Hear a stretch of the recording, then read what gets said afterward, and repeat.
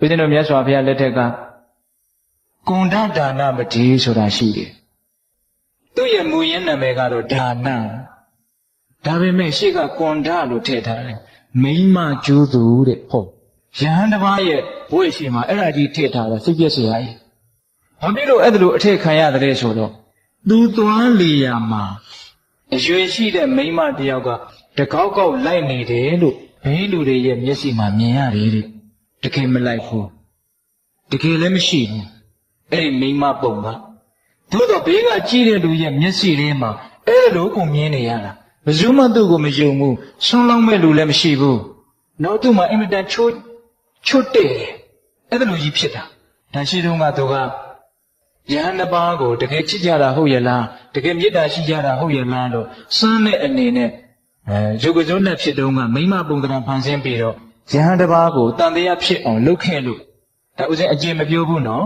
အဲ့ဒါဥစဉ်တို့မြတ်စွာဘုရားလက်ထက်ရောက်တော့ယဟန်လာဖြစ်တယ်အဲ့ဒါဝိပဿရုပ်ပေါ့နော်မိမပုံတစ်ပုံကသူ့နောက်ကိုလိုက်နေတာဆွမ်းခံသွားလဲပါနေတာအဲ့ဒါကိုကောသလမင်းကြီးကနောက်တော့သိတဲ့အခါကျတော့ဒီယဟန်ဘလို့လဲမသိဘူးရှောင်စမ်းလာကျောင်းပေါ်လောက်တော့အဲ့ဒီယဟန်ကကျောင်းပေါ်တက်သွားတယ်ကောသလမင်းကြီးကနောက်ကလိုက်သွားတယ်အဲ့ဒီမိန်းကလေးကလည်းလိုက်သွားတာပဲကျောင်းပေါ်ရောက်တော့အဲ့ဒီမိန်းကလေးကမရှိ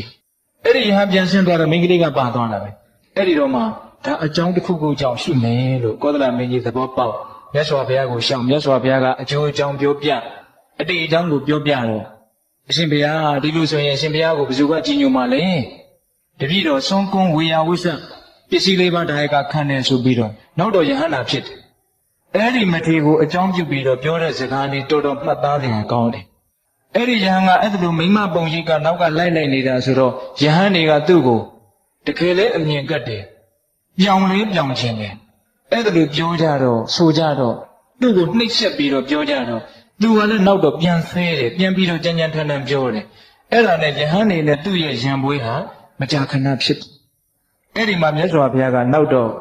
မြတ်စွာဘုရားရဲ့နားတော်ပေါက်ကြတော့အဲ့ဒီယဟန်တော်ကိုခေါ်ပြီးတော့ဖြစ်တာ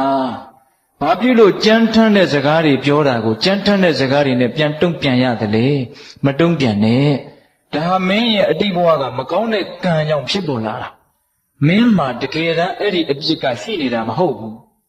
မိမနောက်ကလိုက်နေတယ်ဆိုတဲ့အပြစ်တကယ်ရှိတာမဟုတ်ဘူးအဲ့ဒီမရှိတဲ့အပြစ်ကိုဘေးကပြောနေတာကိုမင်းသိခံလိုက်ပါအဲ့ဒီမှာမြတ်စွာဘုရားကဘယ်လိုဥပမာလေးနဲ့ပြောတာလဲဆိုတော့အနာပြက်နေတဲ့ကြီးခွက်လိုမင်းကျင့်ရမယ်တဲ့ဒါလေးကိုပြောချင်တာဦးဇင်ကသိလားဘယ်လိုကျင့်ရမလဲအနာပြက်နေတဲ့ကြီးခွက်ပါဗျာအနာပြက်နေတဲ့ကြီးခွက်တဲ့အနာပြက်နေတဲ့လက်ကွင်းနဲ့ဆိုကြပါစို့ဦးဇင်းတို့တောတွေမှာတော့ရှိသေးတယ်အခုတခါကြီးတို့ဒီမှာတော့တချို့တိတ်မရှိတော့ဘူးကြီးပလားလေးတွေရှိတယ်လေကြီးပလားနဲ့ရေတောက်လို့ရှိရင်အန္တရာယ်ကင်းတယ်လို့ယောဂကင်းတယ်လို့ယူတာရှိတယ်လေဦးဇင်းတို့ငယ်ငယ်တုန်းကဆိုရင်အဲ့ဒီကြီးပလားလေးကိုလက်ပွားပေါ်တင်အဖေတို့အမေတို့မရှိတဲ့အခါမှာတန်းဆိုခောက်လိုက်ရင်အတန်လေးကတော်တော်နဲ့မတိတ်တော့အဲ့ဒါလေးကိုခဏတိုင်းခောက်ကြည့်အဲ့ဒီကြီးပလားလေးကလွတ်ကြလို့မြန်အနာကပြက်ပြီးတော့ကွဲသွားပြီဆိုရင်ဒန်းလို့ခောက်လိုက်ရင်ဒန်းလို့အတန်ဆွဲပြီးတော့မမြည်တော့ဘူး death ပြီးသွားအတန်ကရေရှည်မလာတော့အဲ့တော့အနာပြက်တဲ့ကြီးခွက်လို့ကျင့်ရမယ်ဆိုတာအဲ့ဒါပြောတယ်တစုံတယောက်ကပြောလိုက်လို့စိတ်ကတိုးလိုက်တယ်ခဏတော့တိုးလိုက်ဖို့တိုးပြီးတော့အဲ့ဒါကိုပြန်စဉ်းစားပြီးတော့ညလည်းမပြီးနိုင်နောက်နေ့လည်းမပြီးနိုင်နောက်လလည်းမပြီးနိုင်ဟိုကြီးပလားလက်နဲ့တောက်လိုက်တယ်လို့ဒန်းဆိုတဲ့အတန်ကအမြင်ကိုမပြတ်တော့ဘူးဒကမာကြီးတွေစိတ်ထဲမှာအဲ့ဒါလို့အမြင်မပြတ်တဲ့ဒေါသခံစားချက်တွေရှိလားရှိတာပေါ့ဦးဇင်းတို့လည်းရှိတာပေါ့ဟုတ်လားဘယ်လိုဖြစ်နေတာလဲကြီးပလားကလက်လက်ဆက်ဆက်ကြီးဘူးဗျဟုတ်လားအနာမပြတ်သေးဘူးဒဏ်ရာတော့မရသေးဘူးဟုတ်လားမြတ်စွာဘုရားကဘယ်လိုကျင့်ရမှာလဲတော့အနာပြက်နေတဲ့ကြီးပလားလို့ကျင့်ရမေးတဲ့တစုံတယောက်ကကိုယ့်ကိုထိထိခိုက်ခိုက်မဟုတ်ဖဲနဲ့လာပြောလာရင်ပုထုသင်တဘာဝစိတ်တော်တုံမှာပေါ့သို့တော့အဲ့ဒါကြီးကိုတာရှည်ကြီးတူမနေနဲ့ဘာအကျိုးရှိလို့လဲဟိုလူကပြောပြီးလို့မေ့သွားပြီကိုကဒီမှာအသက်ရှိအသက်ဖြစ်နေတယ်ဟုတ်လားအေးဒါကြောင့်မြတ်စွာဘုရားကပေးတတ်လိုက်တာနော်ဥပမာကိုဟုတ်လား